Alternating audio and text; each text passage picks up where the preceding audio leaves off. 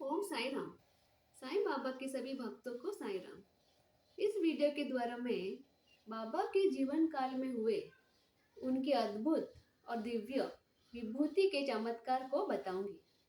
आज भी बाबा के भक्तों को इस संजीवनी विभूति यानी उदी के अनुभव आते हैं। बाबा ने अपने जीवन काल में द्वारका माई में धुनी प्रज्वलित की, जो आज भी बाबा की कृपा से अखंड जल रही है। इस धुनी की राख को उदी या विभूति कहते हैं। बाबा का बहुत बहुत शुक्रिया, उन्होंने इस विभूति के रूप में हमें अपना प्रेम, अपनी कृपा और आशीर्वाद दिया है। बाबा की इस विभूति के उपयोग करने से, सेवन करने से या लगाने से भक्तों के शारीरिक और मानसिक कष्ट दूर होते हैं।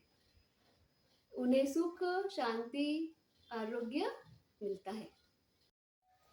अनंत कोटि ब्रह्मांड नायक, राजाधिराज योगी राज, पर ब्रह्म श्री सच्चिदानंद, सद्गुरु साई नाथाय नमः। बाबा की शिरडी नमो नमः, द्वारका माई नमो नमः। बाबा की धुनी नमो नमः, बाबा की विभूति नमो नमः। ओम श्री साई नाथाय नमः, सद्गुरु साई नाथाय नमः। विभूति का चमत्कार। एक समय एक भक्त बांद्रा में था। उसे वहां पता चला कि उसकी बेटी, जो दूसरे स्थान पर है, प्लेग ग्रस्त है और उसे प्लेग की गिल्टी निकल आई है। उनके पास उस समय उदी नहीं थी, इसलिए वे नाना साहेब चांदोड़कर के पास उदी मांगने के लिए गए। नाना साहेब ठाणे रेलवे स्टेशन के समीप रास्ते में ही थे।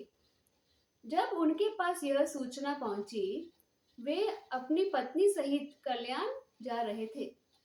उनके पास भी उस समय उदी नहीं थी, इसलिए उन्होंने सड़क पर से कुछ धूल उठाई और श्री साईं बाबा का ध्यान कर उनसे सहायता की प्रार्थना की तथा उस धूल को अपनी पत्नी के मस्तक पर लगा दिया। वह भक्त खड़े खड़े यह सब नाटक देख रहा था। जब वह घर लौटा तो उसे जानकर अति हर्ष हुआ कि जिस समय से नाना साहेब ने ठाणे रेलवे स्टेशन के पास बाबा से सहायता करने की प्रार्थना की, तभी से उनकी बेटी की स्थिति में पर्याप्त सुधार हो चला था, जो गत 3 दिनों से पीड़ित थी। इस प्रकार बाबा ने भक्त की मदद की। इस प्रकार बाबा के भक्तों द्वारा उनके नाम पर दी गई धूल भी संजीवनी विभूति में बदल गई और बाबा से प्रार्थना करने पर बाबा ने अपने भक्त के विश्वास का मान रख दिया। Thanks for watching. बाबा की कृपा आप और आपके परिवार पर सदा बनी रहे। ओम साई राम।